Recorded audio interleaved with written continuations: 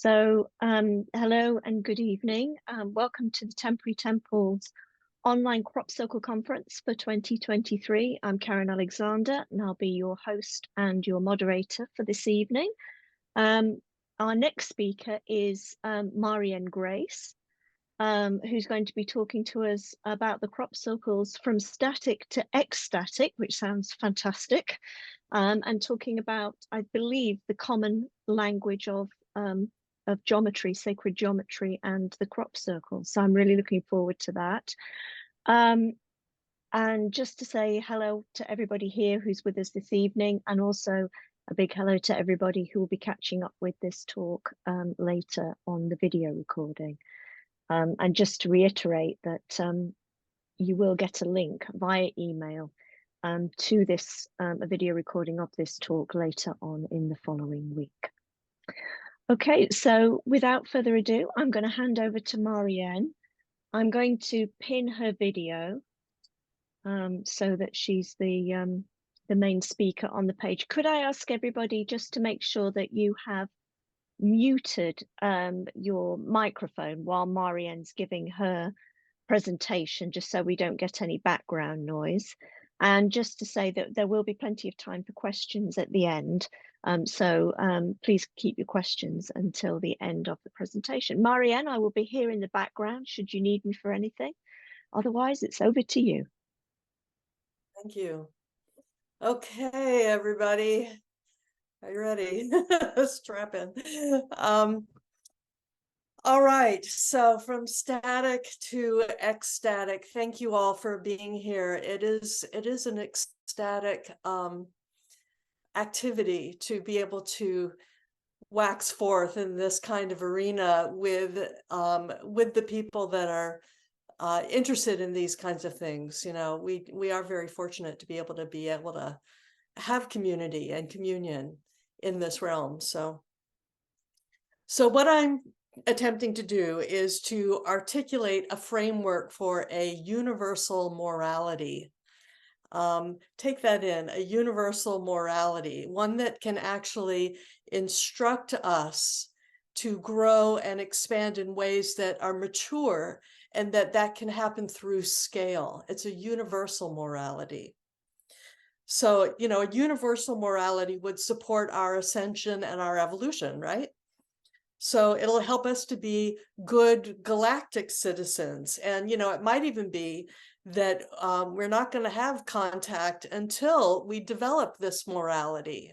I kind of would hope that they don't until we get it, because I don't want a negative morality to be going into those larger realms, you know. And maybe our planetary confinement was so that we could develop this with safety. You know, kind of like the nursery school in the galaxy. That's planet Earth, you know. So there's a story I want to give you. This woman, Dolly Safran, Safran, if you want to look her up. She is a lifelong contactee. She has been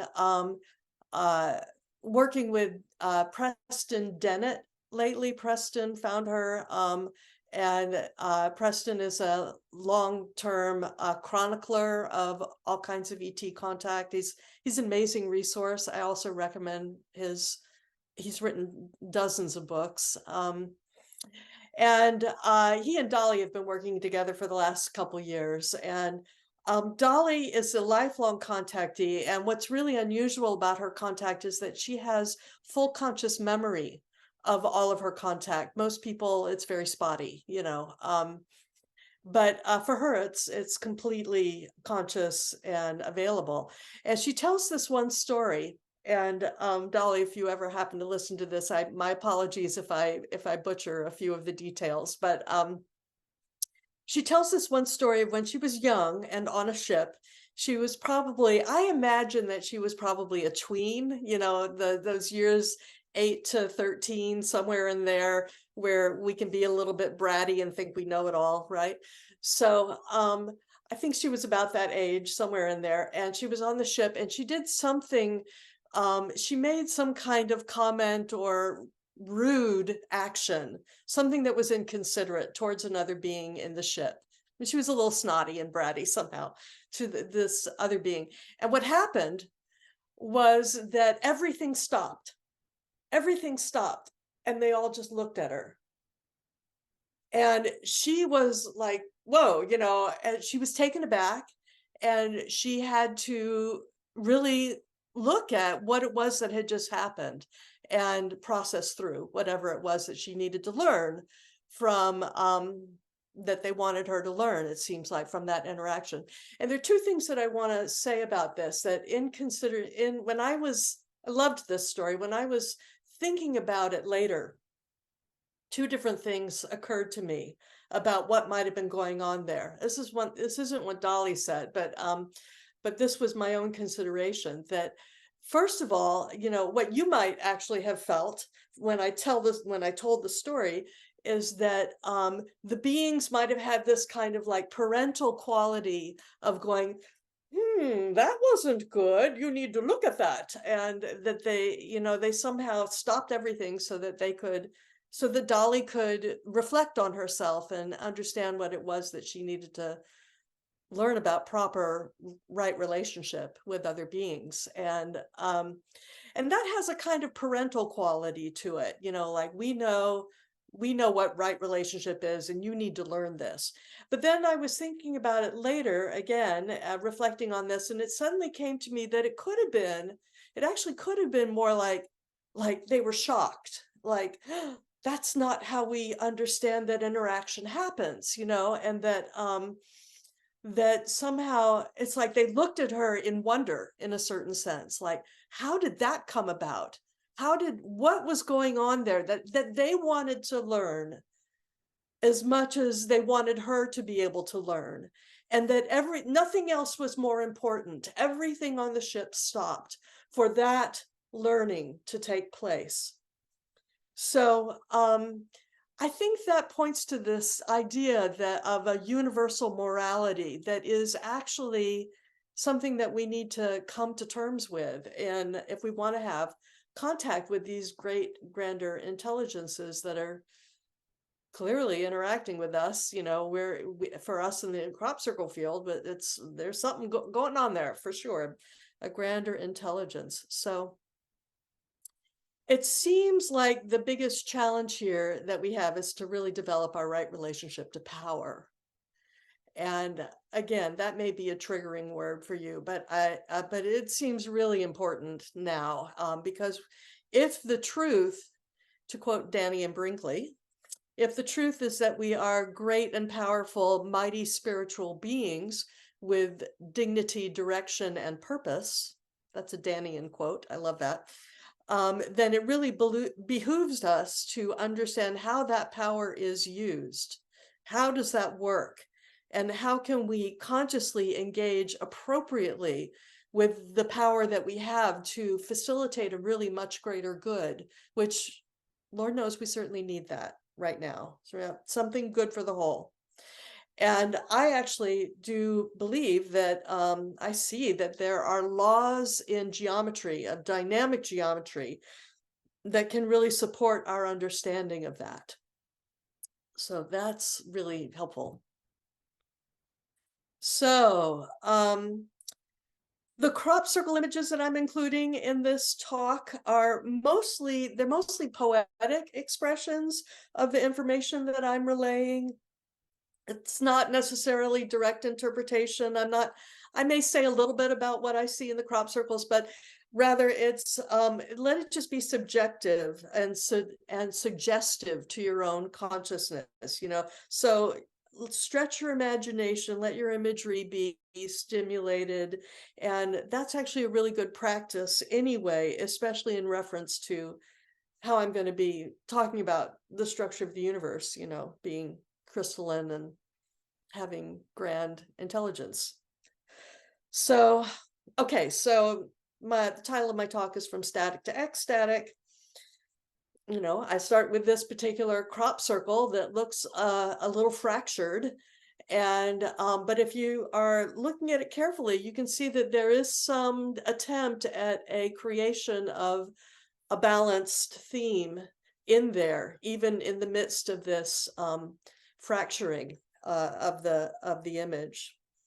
So what do I mean by static and ecstatic? Let's talk about that, how I define that. So the static, I'll start with the static. The static is all the programming that keeps us trapped. Static perception is stuck. That's the operative word. It's stuck. It's stagnant. It can become stagnant. It can even start to stink, you know, and you know, you can probably apply a whole lot of other ST words in it very conveniently. And it actually even creates static, you know, that in the sense of noise that obfuscates and confuses us, you know, where you can't see properly what's going on. It's in programming, the static is in programming that is unquestioned. It's unquestioned ideas, and it's assumed unquestionable. You can't, the static is imposed, right? It's dominating. Abuse of power, obviously, is a static action. Yeah.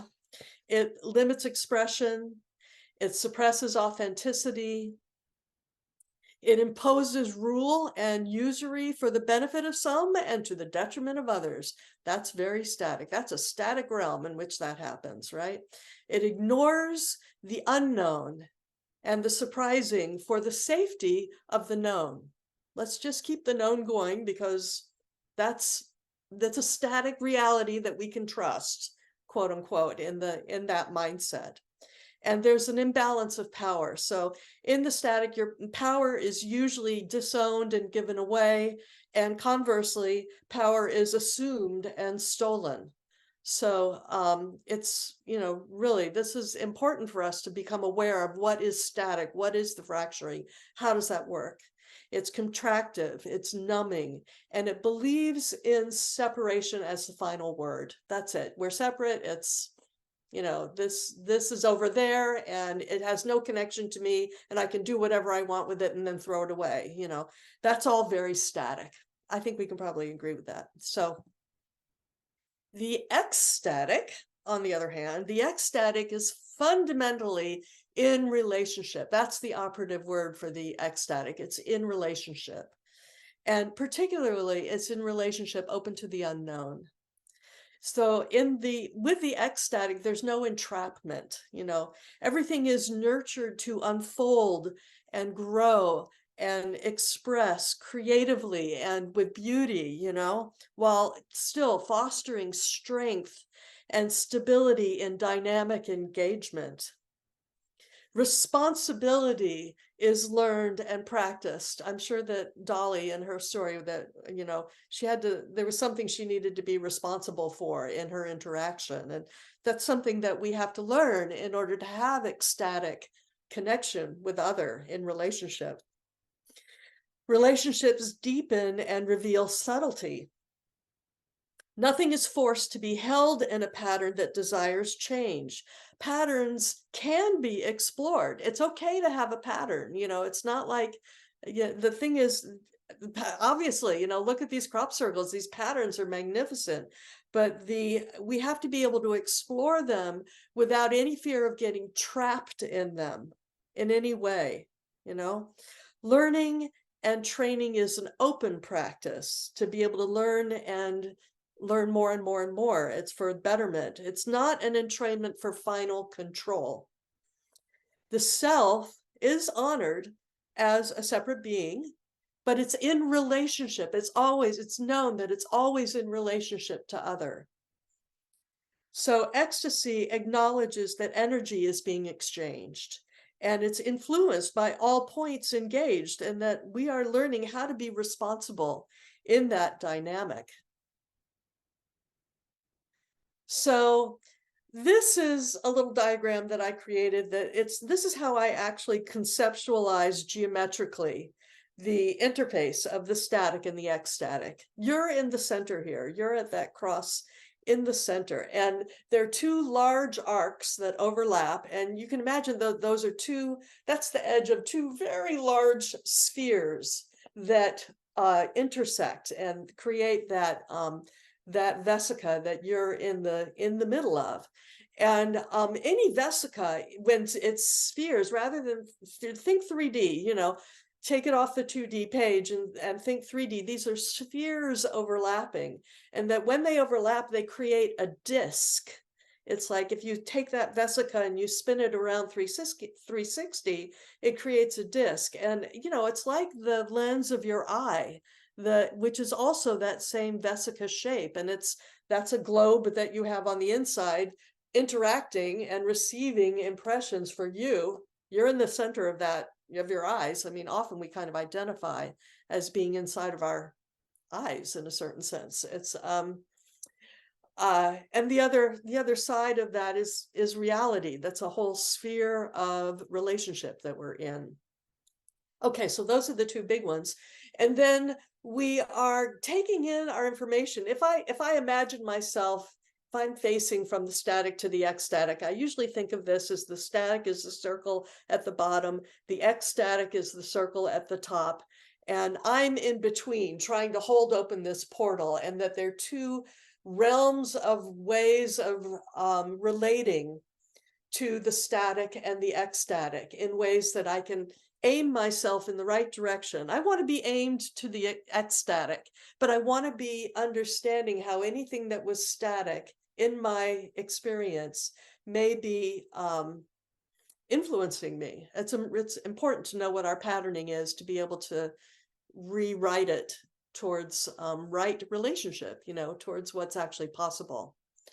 Okay, so I hope you got that geometry, because here it was in 1998, twice in the fields in inverse relationship, but actually they're in exactly the same relationship to the tram lines, which I think is just fantastic. Okay, so wow, so the ecstatic realm is open to the unknown. It's in relationship, guided by respect and nurturing. And I'm going to talk about respect and nurturing a lot more in this talk. And I think of those as the two side support systems, time and space, actually, that are helping me to orient in the direction that I want to be oriented in towards the ecstatic. So all is no longer trapped in the ecstatic in space-time, but it's nurtured, but it is nurtured within space-time, as well as in their relationships out of space-time. So in the ecstatic, all are receptive to revelation and creative expression, while being responsible for their response and interaction with each other. It's not an it. The ecstatic is not an it. It's the we-ness of it. It's the willingness to be in a deepening relationship and have full responsibility in that relationship. And actually fuller relationships are possible there. The ecstatic all is open in time to possibilities being revealed, to the new, to surprise, you know, to something coming in from the outside. In this realm, there is dynamic freedom and responsible expression. Nothing is forced. Again, I say nothing is forced to be held in a pattern. There's no enslavement in any particular way that feels like it would like to change. But patterns can be explored without fear of being trapped. Learning and training is an open practice, not an entrainment for final control.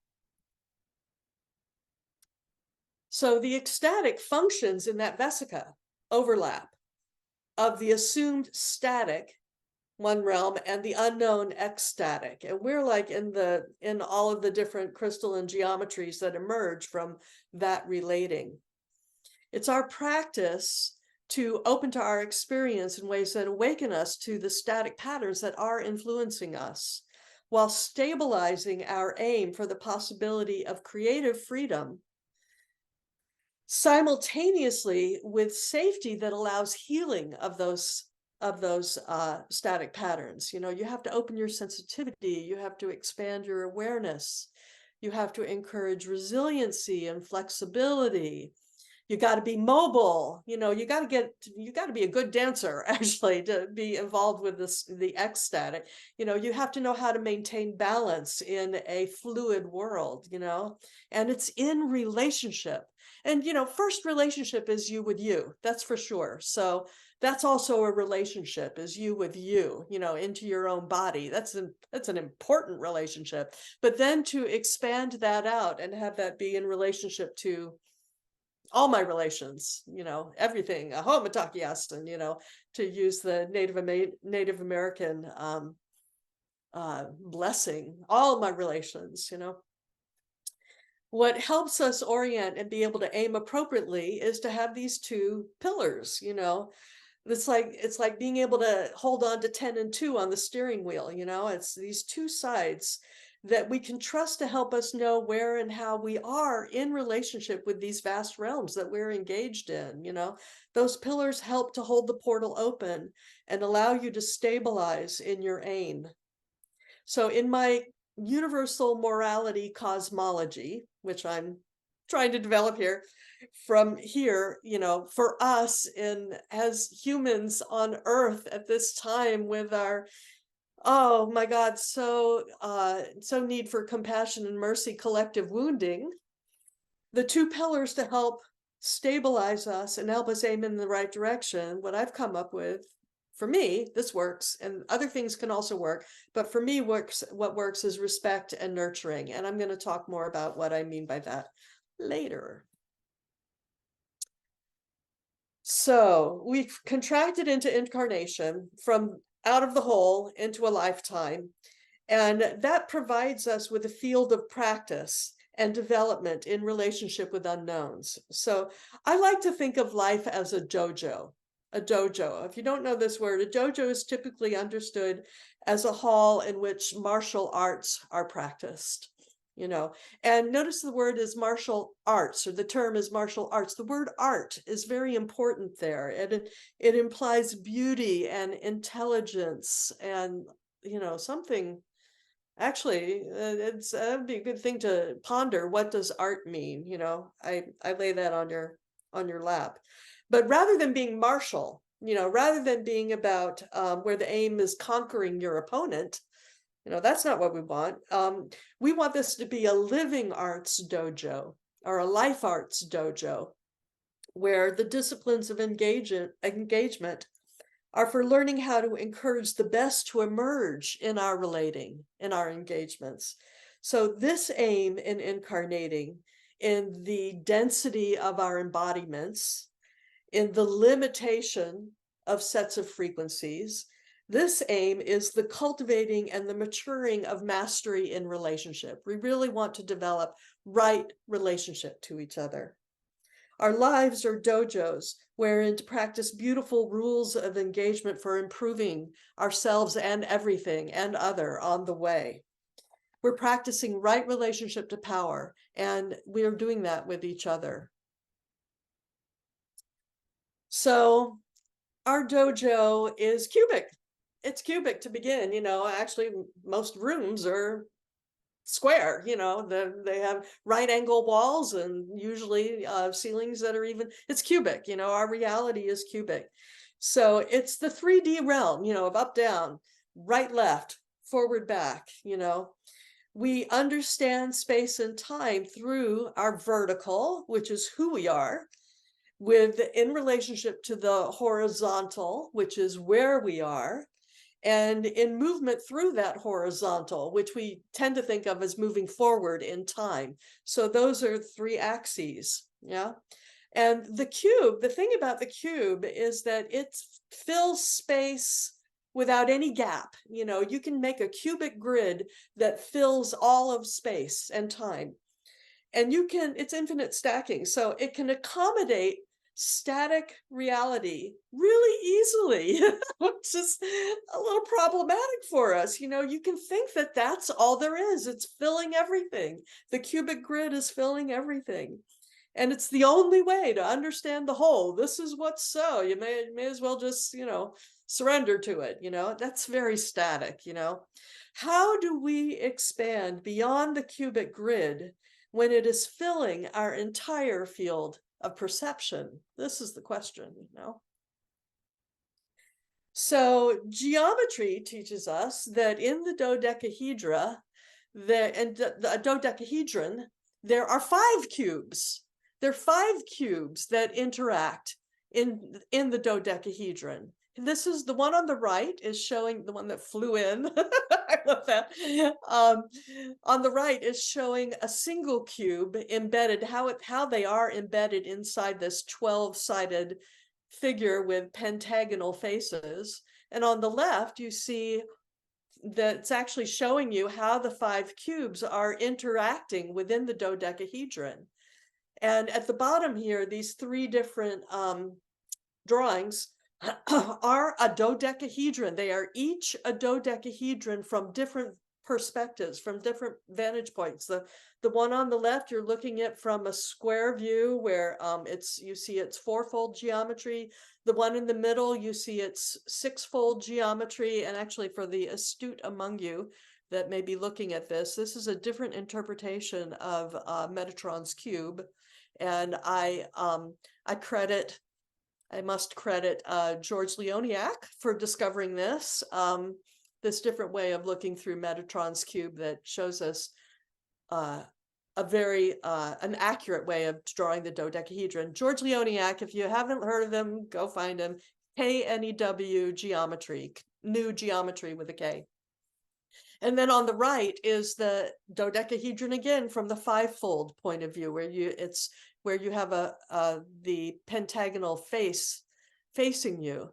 And so, you know, just a change of position gives you a completely different understanding of reality, you know. And if there are 5 cubes inside of a dodecahedron, first of all, it implies phi ratios, that these different ways of relating. Phi is it's a proportionate, it's always in relationship. It's always you find phi in relationships from one thing to another.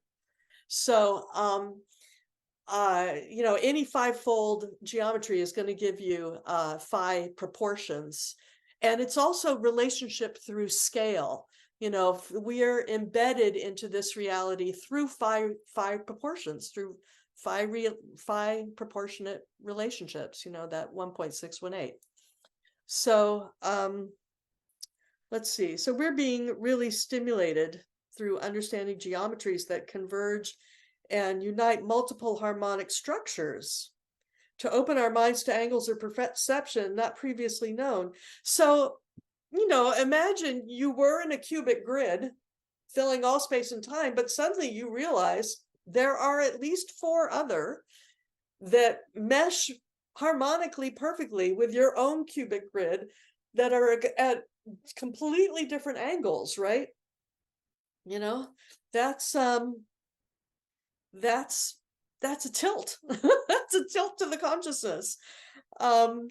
So that's good to know. This is one of the lessons from geometry. Open yourself up. There are many more angles of where information can come in coherently into your own field.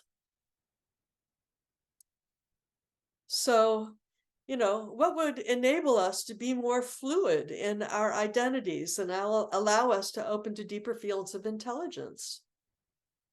Well, the crop circles seem to be indicating this truth. And perhaps even, you know, they might even be giving us medicine that helps stretch and stimulate that capacity. I like that idea. Crop circles are getting us to conceive of multiple layers of realities interacting and influencing our points of perception. You know, these different layers can have really different qualities of perception. Case in point, your own embodiment has at least five, you know, here we go, five different cubic grids of perception in your own coordination of information coming in to your own perception that we call the 5 senses. You know, it's sight which can go really far. You can see really, really far you can see stars. Granted, it's very low resolution. You only see just a little bit of light, at least, with the naked eye. But nonetheless, it's actually coming from a star at a vast distance, and whereas hearing, it stretches generally mostly just on the planet, and that can be developed. Blind people develop amazing sense of sound that can allow them to orient in space and know where they are. I mean, you can hear it just walking from the room to outside. You hear the acoustics are completely different, if you're outside or if you're inside. The touch is basically local to the body, to the skin. Your taste is even inside the body, and smell, that's a really interesting one, because that can also be developed, very well developed in certain species. And also it's interesting that smell works through memory and space and time in a different way.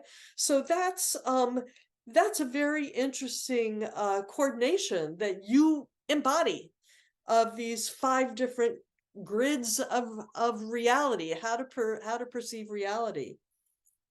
I've heard that in ancient times that there was an idea that there were 360 senses, that one for each degree. We can certainly come up with a lot more senses that beyond the 5. So why even limit it to just 5? It's like it really could be much, much more. And so this particular drawing, the drawing on the right is the figure that you see in the middle on the left. And it's been labeled a 5D pentaract, but you can see that there are cubes that are implied, inside this, that really seem to be at different scales and proportion. It's like, how do these interact? It's really making us stretch our perceptual field. Maybe that's part of the medicine of this crop circle. So, but here we are. We're in 3D reality. So let's accept that we're here. It's not, we signed the contract to come in and do this. So here's what I think happened. Pre-birth, we were on the other side, and we were looking to see, okay, well, what do you want to learn? What would you like to do? What class would you like to go to, in the university that is Earth?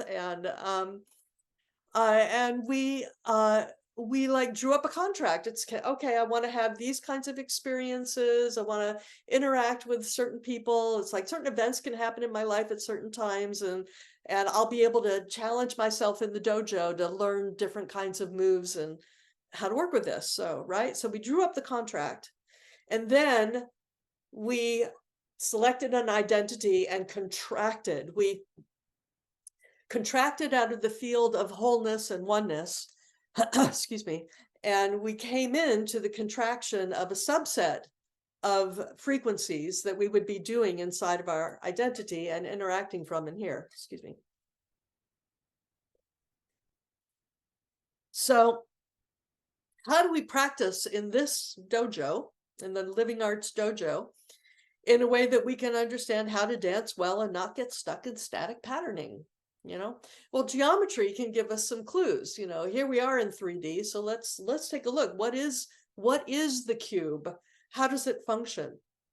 And to begin with, when we study the cube, the first thing is that you understand that there's polarities going on. There's a top and a bottom, there's a front and a back, there's a right and a left. There is contraction and expansion and contraction. That's a different axis, kind of a 360 axis. There's like, don't like. There's what we consider right and what we consider wrong. There's all these ways that we can understand what's going on here through our understanding of how we relate in polarity, right? And so this cube, the one on the right, you see that there are 2 tetrahedra inside the cube. And so what's a tetrahedra? Whoop, here we have a tetrahedron, right? So let's take a look at this geometry for a moment. I hope you can see me, and then I think you can all figure out what a tetrahedron is. It's a pretty simple structure, you know. It's got 4 triangular faces, and if you hold it, we usually think of a tetrahedron sitting flat on the ground like this, but the way that I like to think of it is that you're at one point and you're perceiving out the other side at reality. And it can be oriented this way, you know, where you have your polarity on the ground stable, where you can consider that polarity and see how you feel about it. You know, well, that's okay. That's I can even put this down and study it if I want to. It's very stable. I think I know what it is. You can put it down and let it go. Or conversely, the other tetrahedron in the cube is balanced on its point. This is very unstable, you know, to how do I work with this, you know, how do I balance with a polarity that I'm considering that I really don't know how it's supposed to land in reality. So you need both. You need both. This is, you know, it's very interesting that these 2 tetrahedra intersect in a completely balanced way, and that figure is actually the star tetrahedron that we also call the Merkaba, which is supposed to be our light body, ascension body. You know, very interesting that we need this kind of understanding of balance of polarity and be able to consider something both in its stable reality and in its unstable reality, and somehow make that work together. You know, actually in the center of this figure of the star tetrahedron is the octagon. You know, you've got fire. The tetrahedron represents fire. In the classic or understanding of the using the Platonic solids to represent the elements, the tetrahedron is fire. The octahedron is air.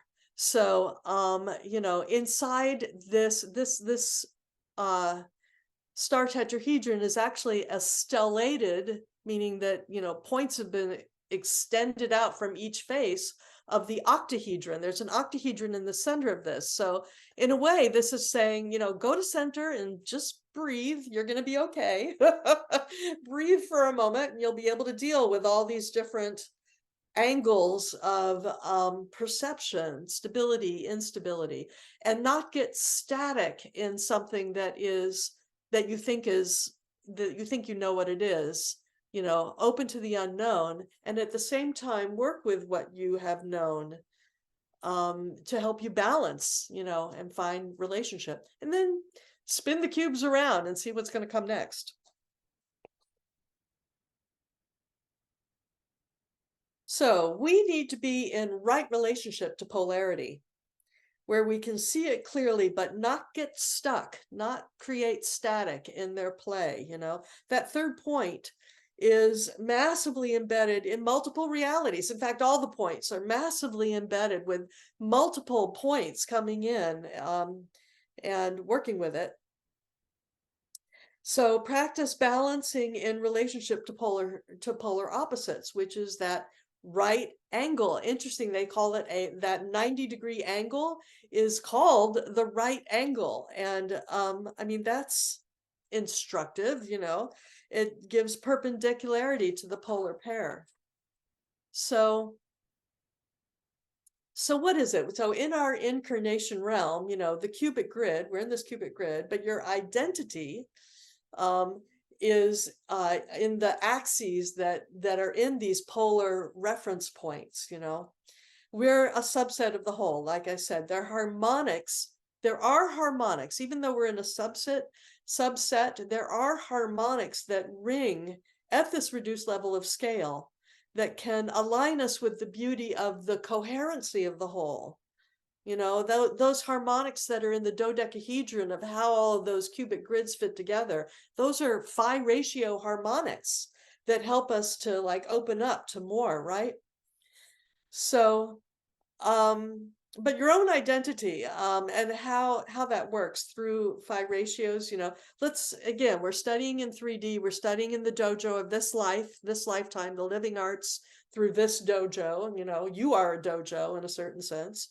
So I like this word identify. We've identified with here, and I think there's code. This is like one of the ways that I like to feel the intelligence and the synchronicity that goes on in reality, is that there's code. There's code in language, there's code in letters, there's code in the crop circles, obviously. So this word identify, so here's how I understand it. Your I, your vertical, your big I that is related through scale, that can go through all levels of scale, you know, dented. It created a little dent point in the fabric of the wholeness into a particular cubic grid, and it became a little I, which is who I am right now, through phi ratios. You compressed yourself and embedded in, so that you would be related to your larger self, but you would be a smaller expression of it. So we identified through these 3 axes. And I'm bringing this symbol up because first of all, it's the same symbol, and it's we're all on the cross. This symbol was used to represent Christianity, and it's called the Chi Rho. The X is the letter Chi in Greek, and that P is the letter Rho in Greek. And Chi Rho is actually supposed to be the first 2 letters in Christ. But I think it's this, it's our embodiment. It's the symbol of our embodiment, of that we all sacrificed being in the oneness, in being in absolute communion with the whole, the ecstatic communion with everything, understanding it all. We sacrificed that and came in to be on the cross in incarnation, in I here now, where I am now. We're all on the cross. So I think that's very instructive. And then those 2 other Greek letters that you see there, the alpha and the omega, something from alpha to omega is like, this is the whole journey. It's all to be on this life in the dojo. It's almost like this is the symbol for the living arts dojo, you could say. But to take that a little further, the A is a triangle, right? That alpha is a triangle, and that's the simplest way to draw space on the 2D plane, is to imply space. The alpha is space, and the omega I think of as time. It's got beginning, middle, and end, and space-time. We came in to be in 3D in this relationship in space-time, and how to make that holy. I think that one of the ecstatic moves on the mat in the dojo is actually the reclamation of all of these symbols that have been inverted in the static imposition of societal programming, where all these symbols have been inverted to be their negative. And it's the ultimate Aikido move. One of the ultimate Aikido moves is to take these symbols and turn them around again, and recognize the holy, not throw them away. Recognize how they've been inverted, recognize the holy, and come back in to right relationship to the intentions that were original there. So I think this is the last crop circle that we've seen so far. I think. Anyway, so we have, there it is. There's our self, our realm in on the cross. In here, now, when, and in a realm surrounded by all these different triangles of perception, all these different, you could think of them in 3D as tetrahedra, all these different ways of perceiving, all these angles, all harmonically put together. There's 6 of these triangles all moving around. You can also think of it as 9 sets of opposite pairs, um, of oppositions. That's another way to think of it. This is all very helpful and instructive, helping us orient in the right way. So look at this and then look at this. There's a relationship there, yeah? So here where it's the collective, it's all the cubic grids, all the specks that we are, inside this amazingly coordinated crystalline reality that is absolutely ringing at much vaster multiples of scale. And that concentric 3D in out axis that I was talking about, that we also inhabit on the cross, that I think of that as the axis of how. We had, who, where, when, and how. Your circle of engagement can be more or less expansive, and it can be more or less balanced, and we can have really crumpled circles, depending on how contracted you are around something or how expansive you are, how much love you're able to give something or how much resistance you are in. It's going to distort your house concentric circles. So are our circles balanced? And the more balanced they are, the better we're going to be able to move in the dojo, right? So what is this practice? How are we going to practice balance? And now I'm going to talk about these 2 words, respect and nurturing, because for me, you could call it love. It's important to practice love, but for us in our collective wounding, a lot of us don't really know how to identify what is really loving and what is not. There's a lot of distortion here. So I think it's really important for us to discern very carefully what is loving and what is not. And what I really came down to as kind of bottom line basics for me is that respect and nurturing can be practiced even if I don't exactly know if it's loving or not. I can identify, again, and each of these are polarized, there's respect and there's disrespect. There's nurturing, which is about creating health, and there's toxicity, which is, I think of as the opposite. Those are the words I give to the opposing polarities of this particular polar field that I'm trying to hold on to help open the portal between the static and the ecstatic. So what do I mean by respect? That's a word that a lot of people also get triggered by. So I want to define kind of clearly what I mean by respect. So respect acknowledges that we each exist. Each of those cubes exist. Each cube exists, and each cube is pursuing its own reference points and experiences in the realm, and maybe more or less connected in. Respect practices respect for that process. We're at different levels, we're at different scales. Respect practices responsibility for creating space for that to happen. I think of respect as being more about space. It's also functions in time, but it's more about spaciousness. It's a really big universe. It's a really, really big universe. And there actually is enough room for all of us, to have exactly our particular journeys through this realm and do it in a way that's enjoyable and is actually really feeding us and where we feel that we are of service. That's respectful. We're all specks in this realm. It's in the word respect, and that we are all spectating our particular realities from our own perspective.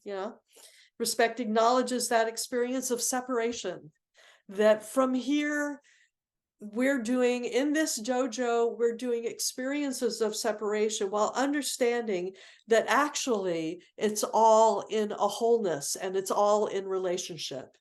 That's a really different, that's a respectful relationship to self and space. Nurturing brings all of our specs into relationship. It's nurturing, nurtures the relationship that of the connection, the qualities of connection that we have. It's open to the unknown. Nurturing is, knows that it doesn't know yet, and it can be an ecstatic engagement with surprise and unfolding wonder and awe. That's very nurturing when you even to yourself, when you find yourself doing something you hadn't really seen yourself do, and you let yourself be in amazement with it. And nurturing will also know that there are plenty of resources for you, that they're in space and time. There's resource for you. You can resource that, actually, that kind of source from self, taking responsibility for being resourceful, is the ultimate dojo move. That really keeps you in balance with this particular polarity. And it trusts that, nothing, it doesn't seek to trap you in any kind of perfection. Nurturing helps you steer towards what may be perfection, some idea of it, but then, allows you to continue learning, because perfection is not a final. There is no perfection. There's no these numbers, phi, pi, e, rho, these constants, they are continually refining themselves. And in relationship, they are continually refining themselves. So how do we not entrap ourselves into some idea of perfection, but allow that when there's nurture, that when there's some expression of, actually, I'm going to talk about beauty later. You know what? I'll let that come later. I was gonna skip into something that's coming later, but it's a crystalline consciousness, and all of this information is being deposited. Kind of like how Dan was talking about how through time something was able to reference him, and something through time got rung, and a little bit of light kind of went through this matrix, the cubic 5D matrix that we're in, and allowed some information to come in. Yeah, everything is stored. It's that some people call it the Akashic record. It's like Nassim Haramein talks about it as space memory, that we're moving through this really vast universe, and all of the Planck scale crystals are all being arranged by our experience through it, and it's being recorded.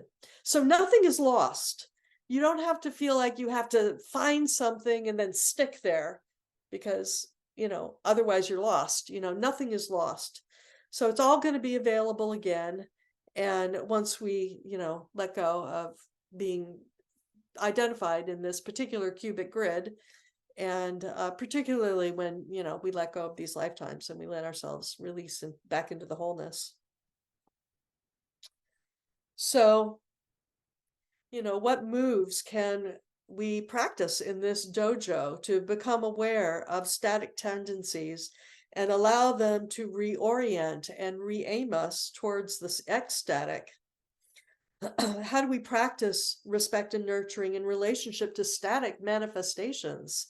Boy, are we being challenged right now, without giving away or losing our power, or conversely abusing our power. We need to be aware that we're capable of both, and it can be in very subtle ways, and it's a big study. So can we rewrite the rules of engagement to not be about conquering an opponent, but rather to find the way to work together for the betterment of everything and everyone? Being able to know center, resourcefulness, that's very helpful, and being able to know polarity, that helps you come back to center, and be open to impressions from multiple directions, new directions, recognize polarity, find new harmonics, be open to the unknown. Here's some other practice moves that we can do. Maintain your responsibility for yourself. That's really important. Encourage revelation. encourage joy. Let's have more fun with this, and let creativity come out. Oh my God, this is a big one. Be patient. This is happening in space and time, and it is rather dense here, and we are rather out of shape in this dojo. we are very novice practitioners in a certain sense, although we're learning. Develop your sensitivity, be aware of what's going on in relationship, be open to subtlety, and celebrate celebrate your willingness, celebrate communion, celebrate, when it goes well, celebrate love, communion, mercy, compassion, these are all qualities of grace and love, which in a sense are analogous to time and space. Then that could talk about that for a while, but that's all about nurturing and respect. So again, how do we practice now? How do we do this when we've believed in entropy? That the machine got set, it's been clockwise going on forever, and now it's just spinning out, and all the gears are just like, we're waiting for it to die, and we just got to hold on.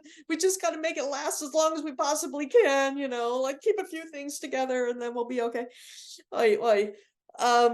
We've developed such habits of fear of decay, and this even fear of annihilation, and this need to preserve control. So bring this on the mat in the dojo. What develops instead, a great word, ectropy instead of entropy. Real word, ectropy, out of entropy and into ectropy, which is in the ecstatic, right? How do we open to and trust that there is a larger intelligence that we are connected to, without giving away our power, with lack of discernment? We're connected to it, and we are responsible inside of it. This is truly a practice of being able to stay centered and simultaneously receptive to incoming information and energy that's willingly being engaged in a healthy way, So the universe, our universe, is built on a harmonic coherency. Otherwise, it wouldn't sustain itself. It wouldn't last if it wasn't harmonically coherent. So understanding these laws of coherent harmonics is very helpful in being able to find and practice this stability and find beautiful growth in the long term. Because really, only beauty truly survives. This is what I started to say earlier, right? So beauty is a function of power flow. Beauty is a function of the flow of power through harmonics of coherency. I'm going to say that again. Beauty is a function of the flow of power through harmonics of coherency.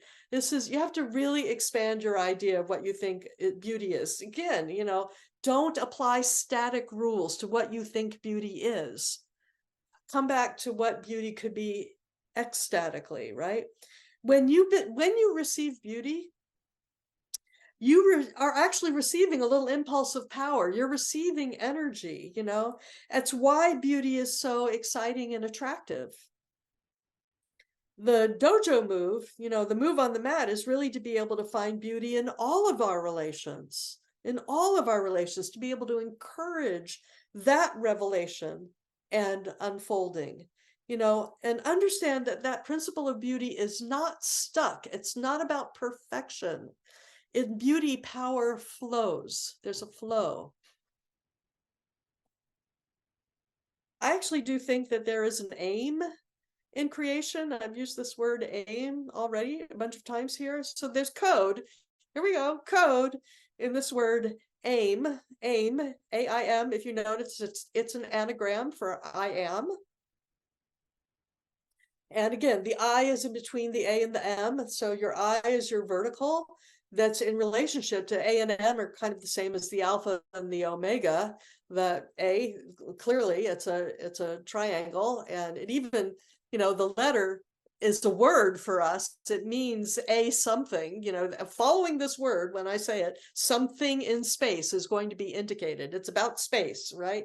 A something.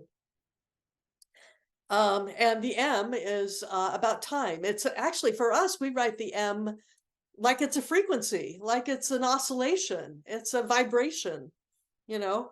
So it's in time. That A and M are in time. And so your aim, your I, between these space and time, and being in relationship in a way that's respectful with space and nurturing in time, that alignment, excuse me, gives you orientation to much greater levels of coherency. That alignment, it's utterly trustworthy, as demonstrated by our ability to actually surrender to it every night, by allowing ourselves, with that eye, with that vertical that we are, and that we can stabilize with, in space and time. Every night we lie down in perpendicular relationship to your vertical. You can absolutely surrender and allow that respect and nurturing is going to heal and reorient yourselves and allow you to relax completely and let go. That, oh my God, that's such a function of respect and nurturing. It's beautiful. It's utterly trustworthy. So your identity is safe. I mean, it's temporary, and maybe it's actually safe because it's temporary. We're not stuck here. We're not stuck here. But it is valuable. It's this experience of this lifetime, this contract that we took on of incarnating into our particular identities. We identified into who you are in this cubic grid that you are embodying, that you're in.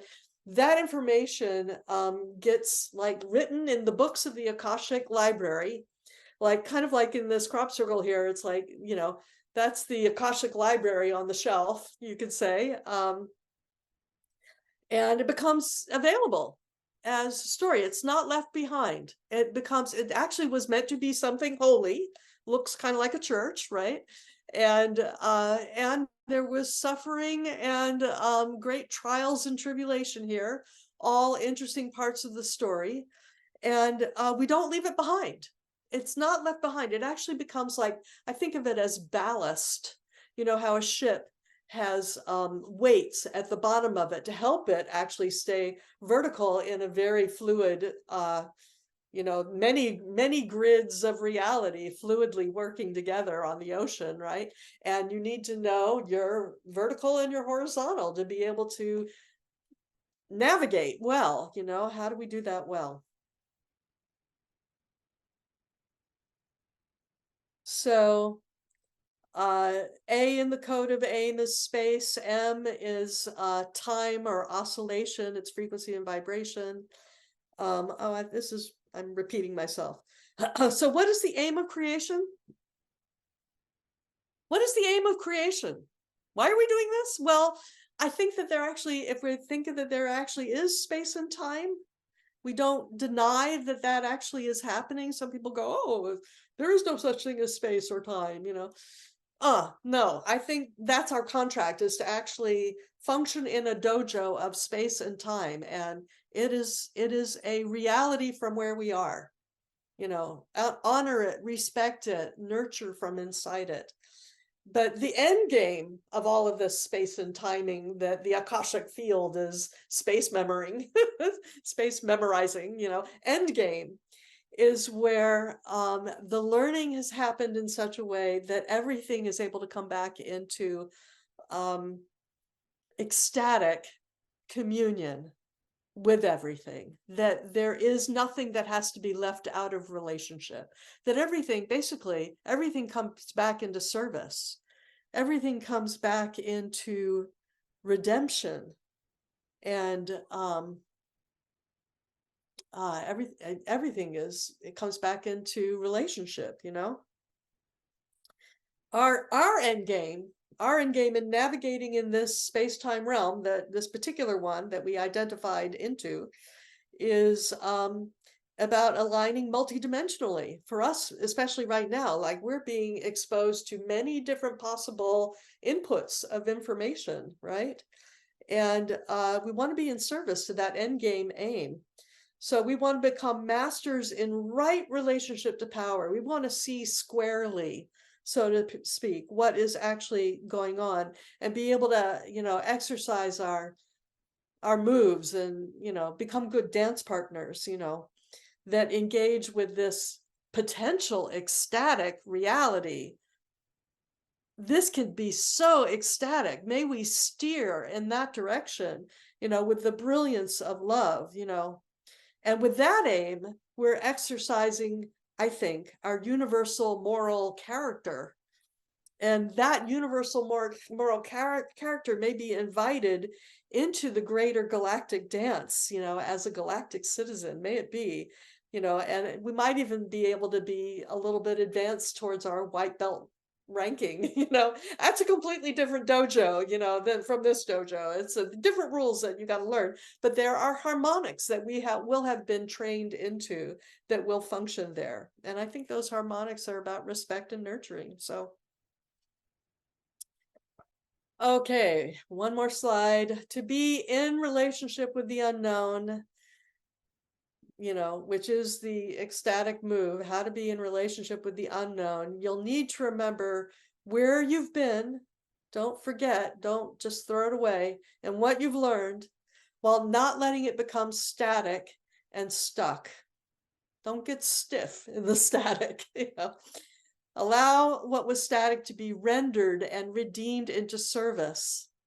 It's one of the best moves in the dojo. It's an ecstatic move when you find that something in your experience that was so static and stuck suddenly becomes of service and allows you to move forward in a way that you never could have imagined, So the true meaning of repentance, that's also one that's applied to where we've been off the mark, i.e., sin, again, reclaim the holy out of these ways that they've been inverted. It's about being, it's not that you're wrong. This is a practice. These are moves in the dojo, it's repentance.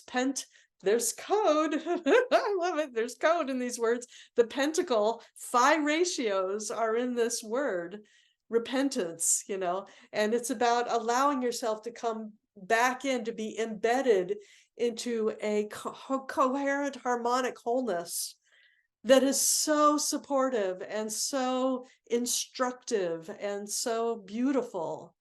That's real repentance. Come back into phi relationship where it all can be in relationship, and that you're perfectly embedded into this harmonic whole. So that's it.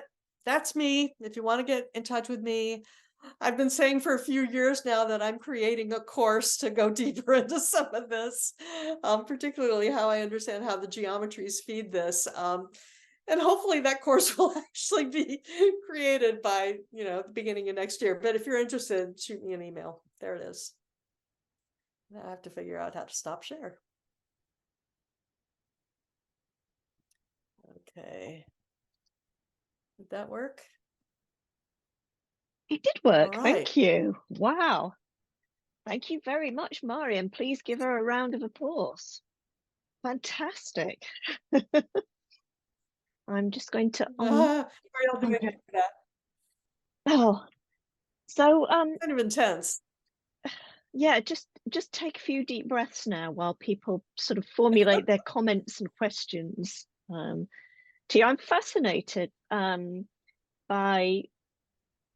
the way that you have been able to sort of attribute certain relationships and therefore moralities and connected those to certain shapes. I find that fascinating. Yeah, I'd certainly want to know more about that at some point.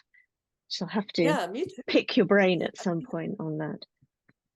Yeah, I mean, me too. It's like I really like meditating on these shapes and what are the relationships that they imply. It's I spend long minutes, long hours meditating on it. Yeah, it's a Peter, did you say something? really interesting way of looking at the geometry like that. We've got some questions. So first of all, Peter, and then Jonathan. Thank you, Marien. I love listening to you. You have this ability to verbalize the mysteries of life. I love it. I've been looking a lot at the Platonic solids as well, and I would love to get in a conversation with you at some point. As the cube is being infinitely dense, you know, every given coordinate inside a cube is simultaneously a corner and the center of it, while the dodecahedron and the icosahedron that carry the cube have basically an empty center. It's kind of the opposite, and where scale becomes a spatial dimension. And I would love to philosophize with about that with you at some point. I'm definitely interested in the course. Thank you very much for this conversation. Thank you for that little piece. That's I'm going to meditate on that. That's really good. I would love to show that to you at some point. No, I get it. But yes, and I would love to see how you have explored that. Yeah, for sure. Jonathan. Yeah, ditto what Peter's saying here. I feel like I'm looking at the first images of the Webb telescope in terms of your view of the universe. So it's that deep, distant perception, and I think you're really on to something here. I liked the one phrase, and it would be really good to have those phrases, those key phrases like beauty is the flow, or the flow of beauty. There, and those are some really key points, and be good to have those quoted. So says Marien. That would be at some point. And I'm also interested in the course because you have had an ecstatic presentation here, and in terms of you really, it was all too much for but I mean it was great. I mean it was really, really good, and I really value what you put out here. So but again, how to the morality, I think there's the ethics. Now you know that ethics of course was taught with harmonics. The Greeks taught ethics by harmonics, so there must be something there. Ethics is the individual's, morality is the social, but so there's something there. And also just one last side note, I know that Jimmy Blanchett, in some of his work, he has come across the dodecahedron and sees that as the fundamental structure for the universe as well as planet Earth. So there's something, you might take a look at that, and I'll see if I can track that down. But there's something when you were looking at the decad and the dodecahedron, which is what, 12? I forget. Peter, you know, and Karen, you know these. Yeah. I get my numbers mixed up. But anyways, it fits, especially when you use the measurements of nautical miles. He shifts his way of measuring, but the sacred geometry all comes out in his 144 times phi times 432. So there's something there that would connect your work with what he's doing. And anyway, but thank you very, very much. This has been ecstatic. Thanks, Jonathan. Anybody else got any comments or questions for Marien? Yeah, Fiona, hi. Hi. Yeah, I was really interested in the Stanton St. Bernard crop circle. I'm a member of the White Eagle Lodge, and he interprets the Gospel of St. John and Revelations, and he talks about the what it means, what the geometry is behind Revelations and 144 and things like this. And he says that it's very close. The New Jerusalem is really, really close. It's just a reality that's going to come down to us, and I just felt that picture just really showed that. Beautiful. And mentioning the book of Revelation, I have so many little gems in my pocket that I could pull out. It's so hard for me to narrow something down. But I have a whole thing about who the four horsemen are, in who they really are for us now. And I think of them all as the unbridled, it's very static. It's the unbridled release of panic, actually, and how we progress through that, and that is what facilitates, no, it's what out of which the apocalypse emerges. So and how to keep our horses back in the stable so that we can be stable, it's like not let them go thundering out. So that's a whole different thing, but it's I love how we can reorientate ourselves in the sort of the four elements, earth, air, fire, water, and be centered. This is a very interesting dojo that we live in. What do y'all think about that idea that this is a dojo? Thank you. You need to explain a little bit more of a dojo. I'm right away just thinking of a Buddhist temple, but I don't, it's a place of practice. It's a place of practice for improving yourself in your engagements. So it's a space and time for meditation and prayer. I mean, a dojo can be anywhere. A dojo can be anywhere. I mean, I'm obviously I'm applying it very poetically. It's like I think life is a dojo. It's we're really being challenged. We're being thrown on the mat. I mean, basically it's a place to practice martial arts. So it's rules. What's the origin of the word? What's the origin, the tradition that it comes from? Dojo. It's Eastern. It has to do with actually, I think the original place was a temple. Do and Jo. I looked this up yesterday, but I'm not recalling it well. But if you want to look it up, you can. It is about a place of practicing, practicing bettering of your own being here. So you can get mojo in your dojo.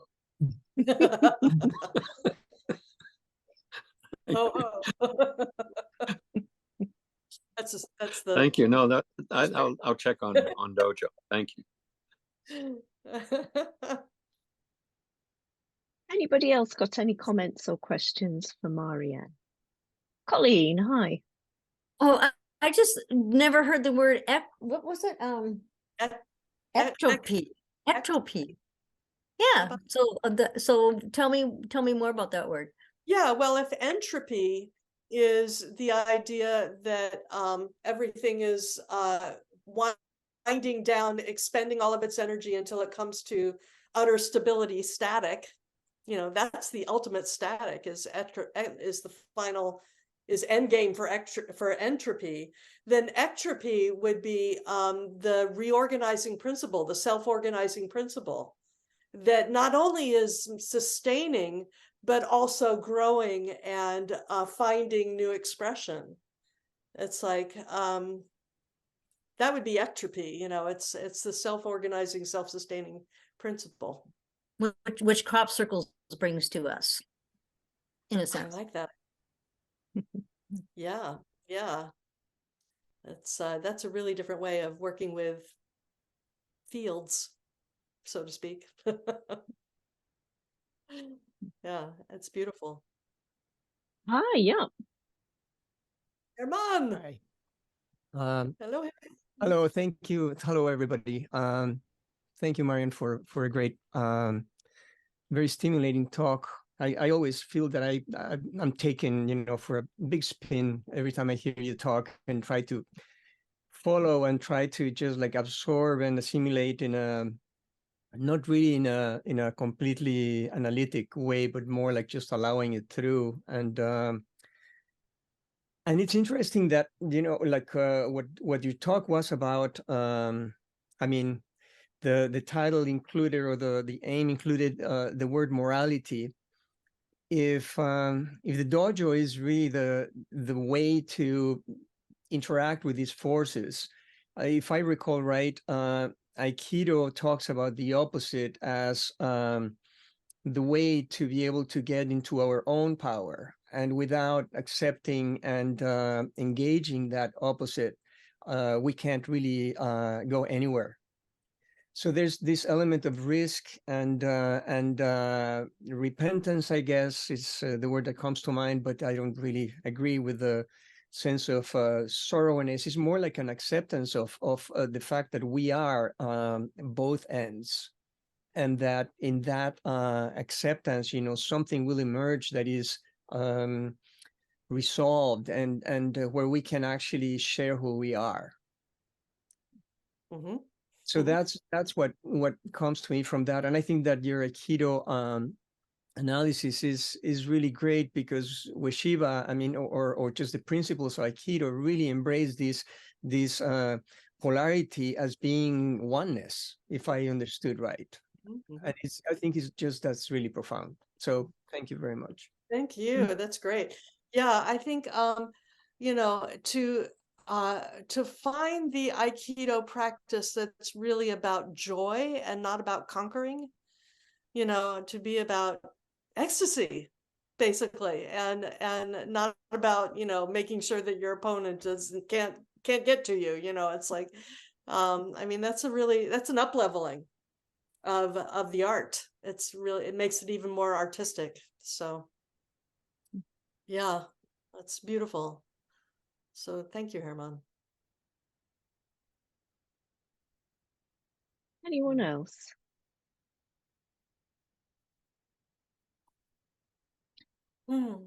Well, please give Marien another round of applause, virtual round of applause. Thank you very, very much. And yeah, I'm just going to stop the recording now.